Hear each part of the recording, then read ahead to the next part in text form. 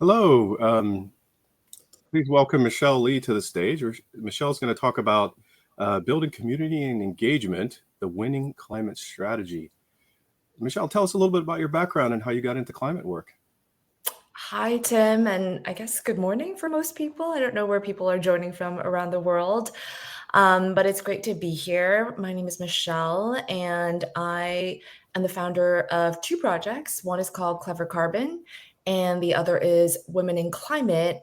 I did not come from a traditional climate background, although I don't know that those really exist because it's quite a new field. I'm sure that a lot of scientists would maybe, beg to differ. But I essentially worked in tech for most of my career, working for companies like Salesforce and DocuSign. I was on the sales side as a sales engineer. And I started my first climate project, Clever Carbon, because I saw an opportunity.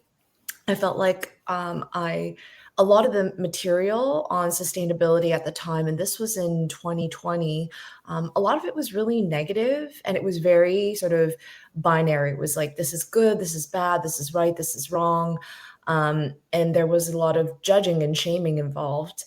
And for me, I deeply cared about our planet, and it was a lot of common sense, right? Like, why use a single use coffee cup when you can use a reusable coffee cup? But I didn't really know like why that might be better from a quantitative standpoint. Like, obviously, the landfills are not going to fill up as fast if we use reusable, but I didn't have any numbers involved. And I saw this opportunity to educate people on those numbers because when we don't know the numbers, let's take soft drinks as an example. We know that it's bad, but we continue consuming it. But when we know that a soft drink has 40 grams of sugar and you can actually visualize that sugar, then we start to recognize, okay, maybe we should be doing something else. And if I drink 40 grams of sugar every day in a year, multiply that by 365, that's not great. So that's what Clever Carbon really set out to do, is to teach people about sustainability in a way that is both quantitative, but also teaching them something and helping them make more informed decisions. And really core to our brand is that we have a brand. I hired a designer who essentially, gave us this really kind of colorful, fun, cheeky brand. And we have a website that has a carbon footprint quiz. And since starting Clever Carbon, we've had over 80,000 people around the world take our quiz. It's translated into 9 to 10 different languages. It's hard to keep track. Do we have 9? Do we have 10? Who knows? Um, but we, even though it was a side project, I ended up partnering with big brands like the National Basketball Association. So they use our materials. And then I also started Women in Climate, which is a nonprofit. So sort of this jig-jag career path, but I feel like over time, it's definitely smoothed out, and I'm now in climate full-time. Great. And you're mentioning a visualization of impact reminds me of a TV show. There was, I think, a chef called Jamie Oliver who did a TV show where he showed how much sugar was in the soft drinks that the children were drinking. And he filled Oh, a school bus full of sugar to demonstrate that point. yeah. So we're here to talk about community and engagement. How do you define community? What is community to you? If I think back to my days in tech, actually, that was a really important part of my journey. And so, for example, we would have a couple of communities that I was always a part of. So, I don't know if people on the call are familiar with employee resource groups, but I was part of the sort of women's group at DocuSign and at Salesforce. I was also part of the green team. And I feel like community is a space, like, I'm sure everyone knows the definition of a community, but to me, it's a place of belonging, right? You're with other people that you at least know that you have something in common with. And there's that sense of belonging, whether it's, being a woman or caring about the planet. I think it's a really important space for learning. I remember when I used to work in tech, we would have these women's groups and we would have a lot of women leaders come in and speak. In fact, I had the opportunity to interact with our women board members and work on projects with them because this was really one of the perks and benefits of working at that company at a time. And so I think the learning component is extremely important. And I think that there's also this joy component of being a part of a community, because you're with like-minded people. It doesn't mean that you agree on everything. It's, people that you can have conversations with, but also because you're learning together and you have this thing in common, everything is just a little bit more joyful, in my opinion. And I think communities are such an important tool and even solution to climate change because we're all, belonging, having a sense of belonging in terms of like we all care about the planet. We're learning about different ways and different solutions that we can make a difference, and we're having this joy along the way. Great. So you've built a community, and some would even call it a movement. Tell us a little bit more about women and climate. Yeah. Well, I think they say a picture paints 1,000 words. So this is going to be where I start sharing my screen here and to kind of show you a little bit more about Women in Climate is. So when I started my journey in climate, I was completely new to the space. As I mentioned, Clever Carbon was a side project until I kind of went full time 6 months later. But I was attending a lot of events. This was in New York at the time. We were still in the throes of COVID a little bit, but things were opening up, and I would host these events in New York with a partner there.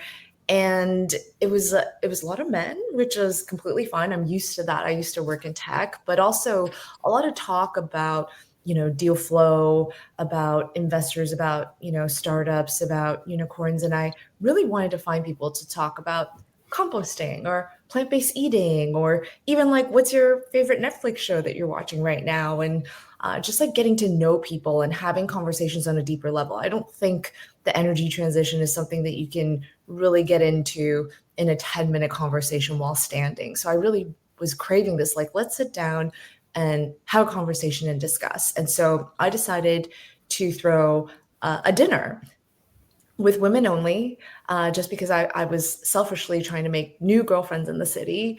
And this is a photo of our first dinner. Essentially, I booked 12 seats at a vegan restaurant called Sistina, and it's since now closed down, unfortunately, but it was a fantastic Italian restaurant. And I put it on Eventbrite, and 12 people came.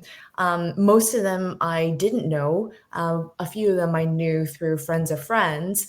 And that's kind of how it started. Our first dinner in New York City then became uh, a global movement, as you sort of mentioned, Tim. We are now all over the world. I call myself the original city lead, which is an individual that volunteers on behalf of Women in Climate to host events in the area. And you can see that we have city leads all over the world. This is actually not an updated slide. We have even more city leads around the world. And from Oslo to Stockholm, Singapore, London, Seattle, Brooklyn, Cincinnati, Sao Paulo. We have hosted events all over the world, and these are all sort of volunteer grassroots events like dinners. Sometimes people are doing clothing exchanges. We really leave it up to the city leads for what they want to do.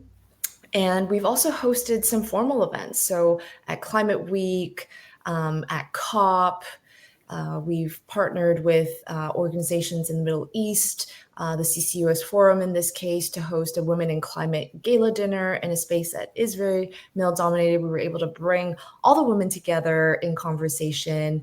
I also had an opportunity to speak at the Bloomberg Sustainable Business Summit in Singapore last year.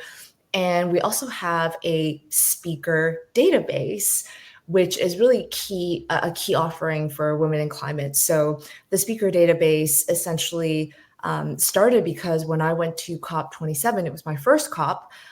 Let's just say I saw a lot of opportunity for more women to speak. And so instead of getting mad, I decided that I would build a tool to allow event organizers to find women speakers. And that's how the speaker database was born. We now represent over 1,000 women around the world speaking on different topics on climate at different levels. Some of them are just getting started, some of them are on the speaker circuit.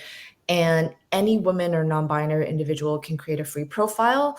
And during high level moments like Climate Week New York or during COP, we highlight speakers that are going to be attending and are available to speak. So, for example, we even for COP have a little section in the speaker's profile if they have a Blue Zone badge, so that you know, okay, this person for sure has a Blue Zone badge to make it really easy.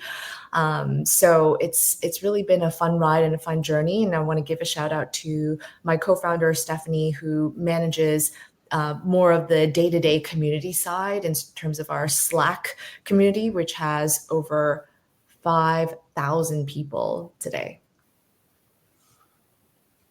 Wow, that's some pretty impressive growth over the last several years. Maybe you could tell us a little bit about some of the key factors that's led to this rapid growth. Yeah, I'm going to stop the sharing there for a moment and come back here. But I think so Stephanie and I had never thought that it would grow this big. Literally, I, just kind of wanted to throw dinners in New York every now and then and meet new friends. But we were just like, oh, like, why don't we start a Slack community? Hee hee, because we started having people come back to the dinners we would host together. And so we started a Slack community. We were like, well, wouldn't it be fun if we just kind of like had a LinkedIn profile and we started a LinkedIn for women in climate. And all that to say that is, I think, like you need to have that presence. You need to have that platform where people can come together. And our social presence is actually really key to our community because we are uplifting other women. We're profiling other women. We're profiling topics that are important to women. And so having that social media presence is also really important. But it's also this feedback loop, right? The more social presence that you have, the more people that learn about you and the more people that join your community. So I think those are sort of like key factors. And then consistency is really key, I think, for any project, right? Like, are people coming in on a weekly basis to engage with the community? Are we creating opportunities and moments for people to come in? So again, I really have to give credit to Stephanie for sending out weekly messages. Every time a new person joins, in the beginning, Stephanie would send them a personal message with a handbook of how to interact in our Slack channel. Having good resources available and helping people understand how to use your community is also really important. And I think a lot of community organizers in the climate space, it's not that hard to stand up a Slack, but to actually have people engage and come back is really the challenging part. And so having materials like your handbook, like where do you go? Like, what's the architecture of your Slack channel? Yeah, I just said that, the architecture of your Slack channel. Because if it's just really messy and things aren't labeled properly, people are going to be confused and it's going to be hard to find what you're looking for. So I think we've done a really good job of clearly labeling things on Slack, having a system, having a handbook, and then having programs, materials. So now we have a monthly virtual gathering. So in addition to the Slack, we also have an in-person, well, virtual, I Freudian flip there, Freudian flip there. But essentially, having different modes to allow people to come together. You can talk on Slack, but then also be able to meet and network over, video. And then the in-person component, which is where our city leads come in to host on behalf of women in climate. And everything that we do, we really try to have a framework and standardize and make it as self-service as possible because Stephanie and I are both volunteers for Women in Climate. Neither of us get paid a salary. And so being able to produce materials that help a city lead get started. We have a sort of like a Zoom recording. We have a quiz that we do that allow people to automate becoming a city lead. All of those are really important to the scaling process. Yeah, those are some great tips. I mean, it's tough to break through the kind of Slack and social media fatigue that some of us experience. So you've done a great job. So besides in the last 3 minutes or so we have left, maybe you could talk about some of the other engagement that you've built through Clever Carbon and the Carbon Newbie Summit. Maybe you can tell us a little bit more about those projects in the three minutes we have remaining. Yeah, absolutely. Noted on the 3 minutes, and going back to the visuals, because everything that I do is very visual. But the Carbon Newbie Summit started last year at Climate Week. And my original idea, and still my idea now, is to engage the folks that don't work on climate on a daily basis. Like, for example, the accountants, the marketers, the salespeople at software companies, because that's where I came from, right? At DocuSign and Salesforce. There's so many smart people who are well educated, get paid a decent salary, have a vote, can vote with their wallet, but can also speak up within the organizations. We need to bring those people along the journey, because I find climate also very siloed. People in a particular industry know everyone, and it's kind of hard for new folks to come in. So the Carbon Newbie Summit was intended to be a welcoming and safe space for those that are newer to climate during Climate Week, where it's very hard to get into events. And especially if you're not a decision maker or if you are not already in climate. And it was very well received.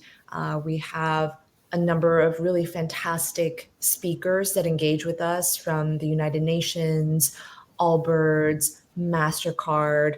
This year we had Lime, we had Mubadala, we had SailGP, and we have carbon removal companies like Caesar and B0. And our programming is very varied, everything from carbon removal to consumer goods and manufacturing. And we start off with some presentations. We have experts come in to speak about carbon removal, ocean acidity, methane, global warming potential, et cetera. And then we have these like really short format talks, like panels, 15 minutes, all run by volunteers as well, but really fun. And a shout out to IndieBio for letting us use their space. But the Carbon Newbie Summit is another way to, get people started, get people interested so that they go and find their own communities and their own ways to continue the journey.